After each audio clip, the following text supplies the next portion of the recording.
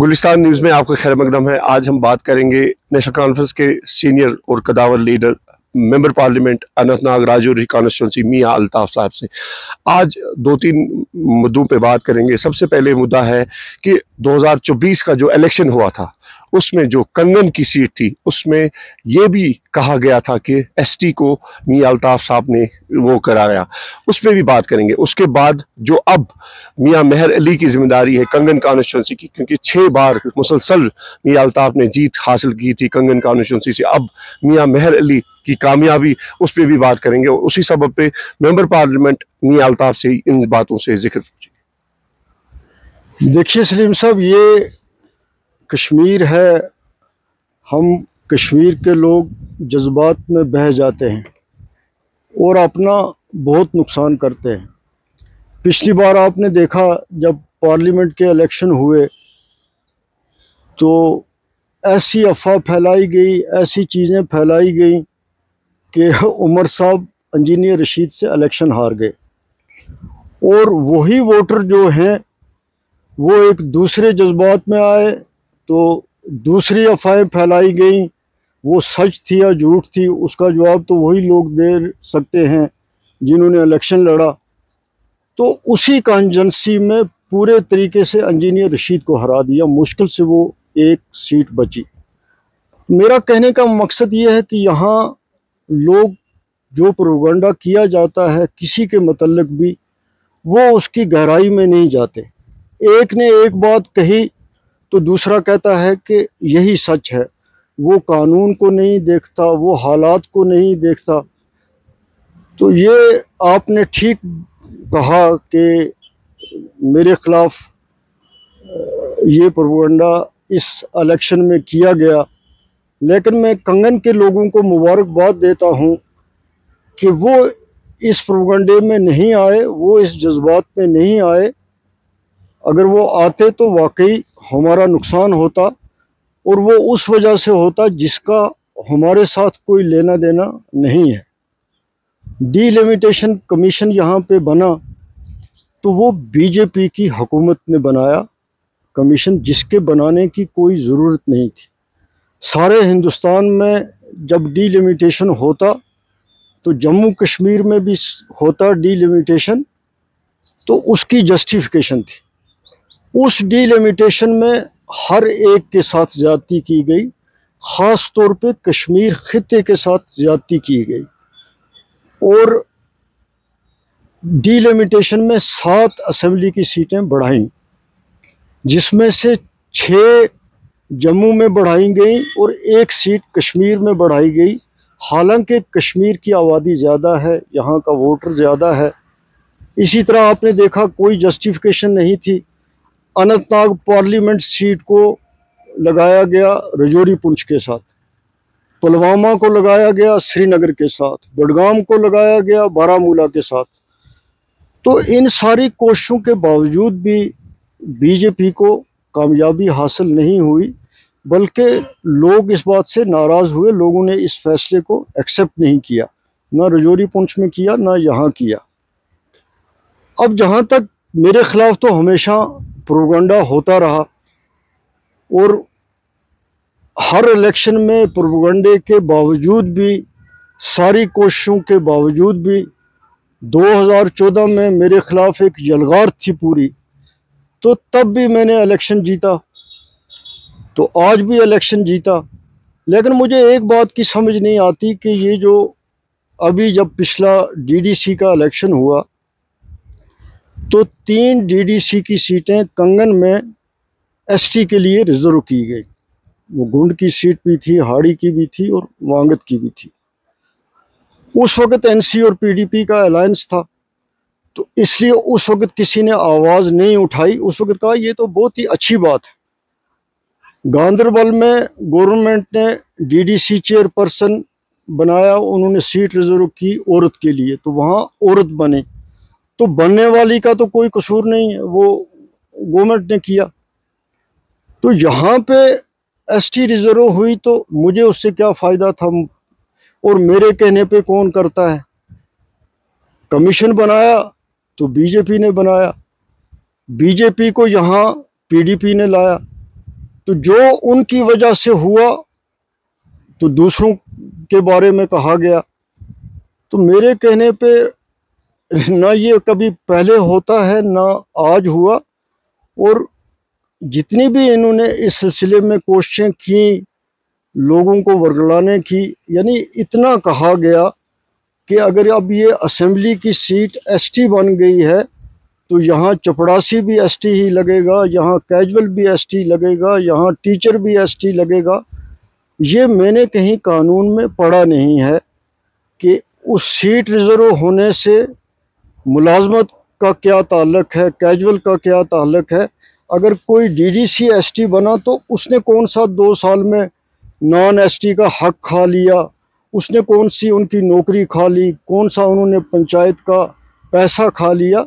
ये चीज़ें हमेशा अपने रूल रेगुलेशन और कानून के मुताबिक होती हैं। अगर मैं यहाँ का चीफ मिनिस्टर भी बन जाऊँ तो मैंने भी वही करना है जो कानून कहता है, जो ज़ाब्ता कहता है। तो इसमें किसी का कोई एमएलए बनने से या उसके बनने से इस बात में किसी को कोई ना तकलीफ़ होती है, आम आदमी को ना कुछ होती है, ना ये सीटें हमेशा कोई परमानेंट एसटी की होती हैं या एससी की होती हैं। ये रोटेशन होता रहता है, ये पहले भी होता रहा, अब भी होता रहेगा। अब आगे से एक नया इनकलाब आएगा। जब 2029 का इलेक्शन होगा तो 33% वीमेन रिजर्वेशन होगी। तो पार्लियामेंट में पता नहीं 100-150 से ज़्यादा वीमेन जो हैं वो पहुंच जाएंगी। इस असेंबली में भी मुझे लगता है कि 30 के करीब औरतें बन जाएंगी। तो वो एक लॉ है, एक कानून है, तो उसमें हम किसी को दोष नहीं दे सकते। अब जहाँ तक यहाँ की सीट का एसटी बनने का ताल्लुक है, तो डिलिमिटेशन कमीशन ने उसने एक अपने उस फैसले के साथ एक क्राइटेरिया बकौल डिलिमिटेशन कमीशन के जो उसने प्रेस में दिया, उसने ये कहा कि हमने डिलिमिटेशन सीटों का जो एसटी के लिए रिज़र्व की और एससी के लिए रिज़र्व की, वो हमने पॉपुलेशन की बुनियाद पे की। 90 सीटें असेंबली की कुल थीं, 90 में से 9 सीटें एसटी के लिए रिज़र्व होनी थी। ये कोई एक ही सीट रिज़र्व नहीं हुई। तो आबादी चूँकि पुंछ में ज़्यादा थी तो पुंछ की 3 सीटों में से 2 सीटें एसटी के लिए रिज़र्व हुई। रजौरी की 4 सीटें हैं या 5 सीटें हैं, वहाँ से 3 सीटें रिज़र्व हुई। फिर मोहर की सीट रिज़र्व हुई, फिर उसके बाद और रजौरी की सीट रिज़र्व हुई। तो इस तरह जो उन्होंने क्राइटेरिया बताया उसमें पॉपुलेशन के हिसाब से कंगन का 8वां नंबर आता था, जो उनका क्राइटेरिया था। तो उन्होंने जो उस अपने क्राइटेरिया पे सीटें रिज़र्व की पॉपुलेशन के हिसाब से, उन्होंने एक्सप्लेन किया कि ये हम उसके पॉपुलेशन के हिसाब से जो हमारे पास रिकॉर्ड है, डाटा है, उस पे हम ये सीटें एसटी डिक्लेयर कर रहे हैं। तो उसमें किसी एक इंडिविजुअल का, किसी एक पार्टी का कोई कसूर नहीं हो सकता है, और हर पढ़ा लिखा आदमी ये जानता है। अब जिन लोगों को इस पे एतराज़ आज भी है, उनको ज़रूर जाना चाहिए, हाई कोर्ट में जाना चाहिए, सुप्रीम कोर्ट में जाना चाहिए, और इस डाटा को चैलेंज करना चाहिए। अगर उनकी नज़र में इलेक्शन कमीशन ने, डिलिमिटेशन कमीशन ने एक गलत डाटा दिया और उसकी बुनियाद पर ये सीटें नो रिज़र्व की, तो उन सब को, ख़ास तौर पर यहाँ जो लोग हैं, उनको जाना चाहिए और उनको वो डाटा आरटीआई करके भी देखना चाहिए कि उनका कहना ठीक है कि नहीं है। अगर नहीं है ठीक तो वो चीज़ फिर लोगों के सामने लानी चाहिए, उनको बताना चाहिए कि डिलिमिटेशन कमीशन ने ये ज़्यादती की है। मेरी जब ये रिज़र्व थी तब भी जीती, आज भी जीती, अल्लाह ताला का फजल था, करम था, और फिर कंगन के लोगों की मेहरबानी थी कि उन्होंने जब नहीं थी तब भी वोट दिया, और एक बार नहीं दिया, 5 बार दिया। तो आज भी दिया, मैं उनका मशकूर हूँ। लेकिन जो लोग लोगों को बहकाते हैं, लोगों के जहनों में शक व शुबा पैदा करते हैं, उनको एक लोगों ने जवाब भी दिया, और मैं भी उनको ये कहता हूँ कि आप जो भी कुछ करते हैं बजाय इसके कि आप मेरिट पे अपनी बात रखें, वो लोग जिन्होंने ये मेरे खिलाफ प्रोपगंडा करते हैं, वो मुझे नालायक नहीं कह सकते, वो मुझे करप्ट नहीं कह सकते, वो मुझे लेज़ी नहीं कह सकते। मैंने हिम्मत की, काम किया, लोगों के दिल जीते, तो मैं तो बिल्कुल मुतमईन हूँ कि मैं बड़े फ़ख्र से कहता हूँ कि जितनी डेवलपमेंट कंगन हलके में हुई है, जम्मू कश्मीर के किसी हलके में इतनी डेवलपमेंट नहीं हुई। और कंगन में सबसे ज़्यादा जॉब अपॉर्चुनिटीज़ लोगों को पिछले 30 साल में मिली। उसकी वजह ये थी कि मेरे वालिद साहब ने पूरे कंगन को RBA resident of backward area declare करवाया हुआ था। तो उस कैटेगरी की वजह से यहाँ पे जितनी एम्प्लॉयमेंट मिली, मेरिट पे मिली, लेकिन लोग सबसे ज़्यादा उस पे अपॉइंट हुए। और किसी ने ये नहीं देखा कि जी ये किस ज़ात का है तो बरादरी का है, वही देखा कि जिसका मेरिट था वो आया। तो इंफ्रास्ट्रक्चर के हिसाब से जो कुछ हो सकता है, मुझे तो नहीं कहना चाहिए, आप इसके बेहतर गवाह हैं। मैं ये नहीं कह सकता कि मैंने सब कुछ ही कर दिया या मेरे से सब खुश हैं, लेकिन जो मुझसे बेस्ट पॉसिबल हो सकता था वो मैंने किया। जहाँ तक मेरे अली की बात है, उसको मेहनत करनी पड़ेगी, मेहनत के बगैर कोई चीज़ हासिल नहीं होती है। कंगन के लोगों का ने एहसान किया, उसको बनाया, अब उसका फ़र्ज़ है कि जो लोगों की एक्सपेक्टेशन है वो उस पर पूरा उतरे। और मेरी भी उसको इस मामले में पूरी गाइडेंस रहेगी कि जितना जो उससे हो सके वो किसी किस्म की कोताही ना करे, और वो कोताही करे तो लोगों को मुझे कहना चाहिए। तो मैं उस सिलसिले में फिर चेक करने वाली अथॉरिटी में हूँ, मैं ख़ुद भी हाज़िर रहता हूँ।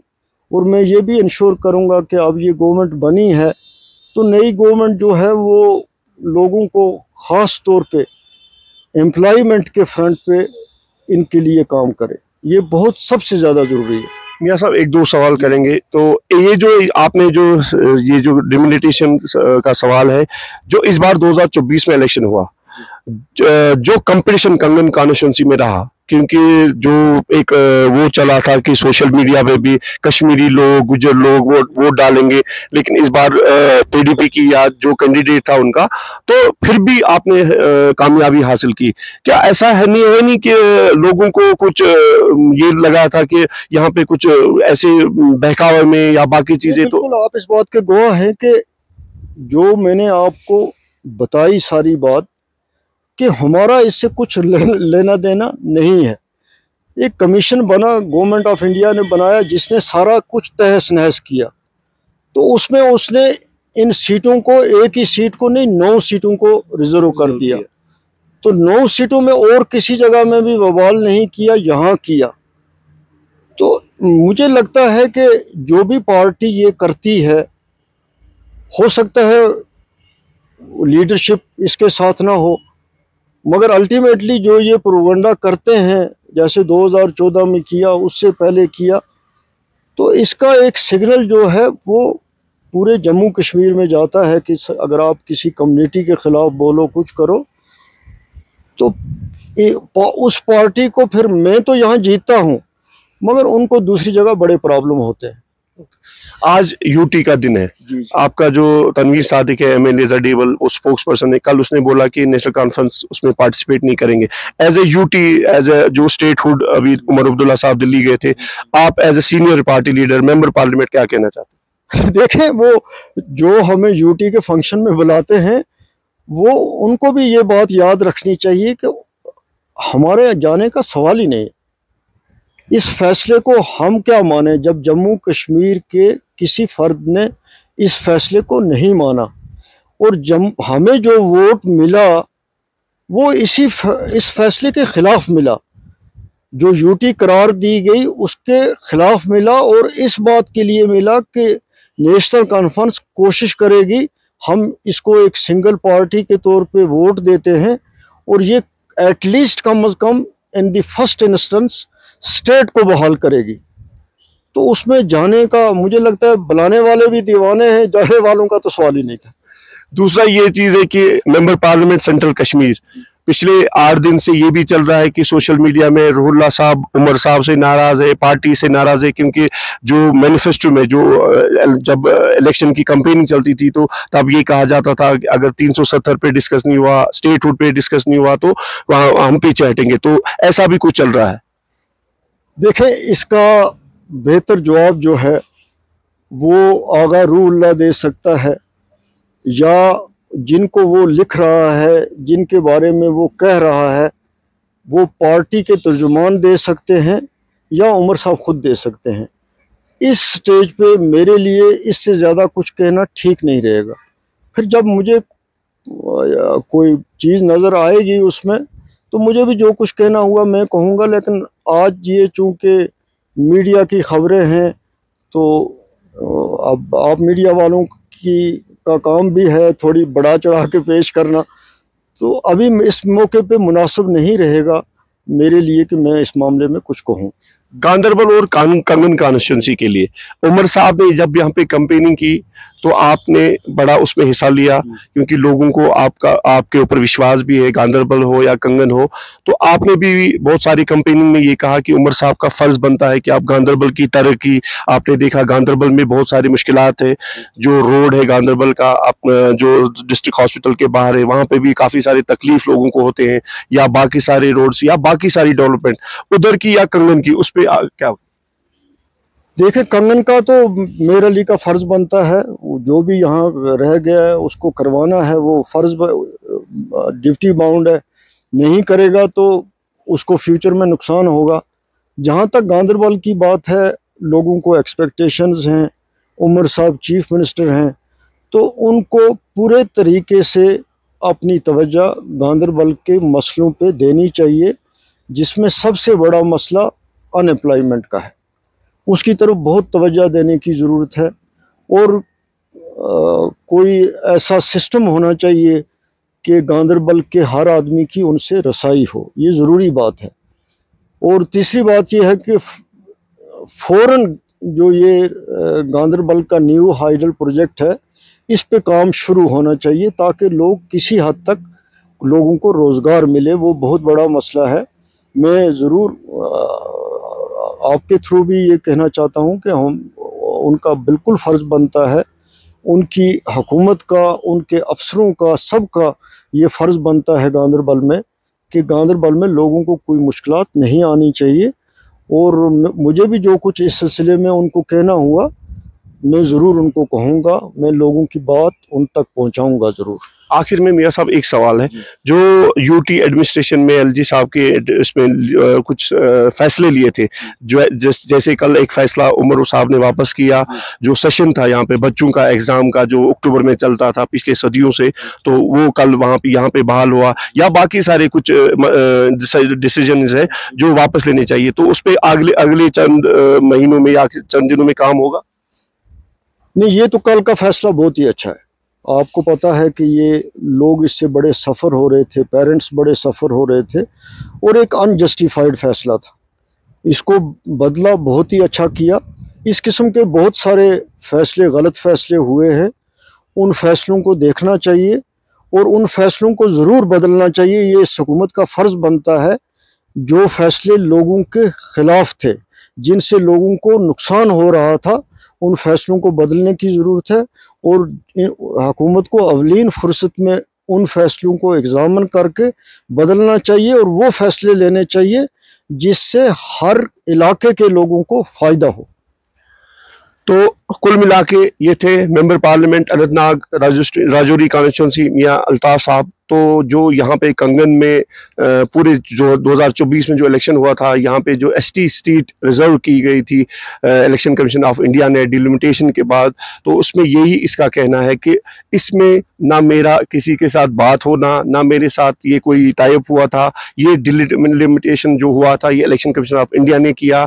और अगर किसी के पास दम है या ताकत है, मेरी तरफ से कोई ऑब्जेक्शन नहीं है, वो सुप्रीम कोर्ट का दरवाज़ा खटखटाए, हाई कोर्ट का दरवाज़ा दरवाज़ा खटखटाए, मेरी तरफ से कोई ऑब्जेक्शन नहीं है, RTI कहे, तो यही इसका कहना है। और दूसरा ये पॉइंट है कि अब जो मियां मेहर अली जो इसके फर्जंदा है, तो उसको ये क्लियरली ऑर्डर्स मिले हैं अपने वालिद साहब की तरफ के कि कंगन कॉन्स्टिट्यूंसी को आपका फर्ज बनता है कि कंगन वालों ने आपके ऊपर भरोसा किया है और आपको इलेक्शन जिताया है, आपका फर्ज बनता है खिदमत करना, और जहां पे भी उसको गाइडलाइन की जरूरत होगी मैं उसको बराबर करते रहूंगा। और जो यहाँ पे जो फैसले लिए गए थे यूटी एडमिनिस्ट्रेशन में, उनको भी उमर अब्दुल्ला की जो एडमिनिस्ट्रेशन हुकूमत है उनको उसमें एग्जामाइन करना चाहिए कि वो फैसले वापस लेने चाहते। कैमरामैन बासित के साथ सलीम वानी, गुलिस्तान न्यूज़ कश्मीर।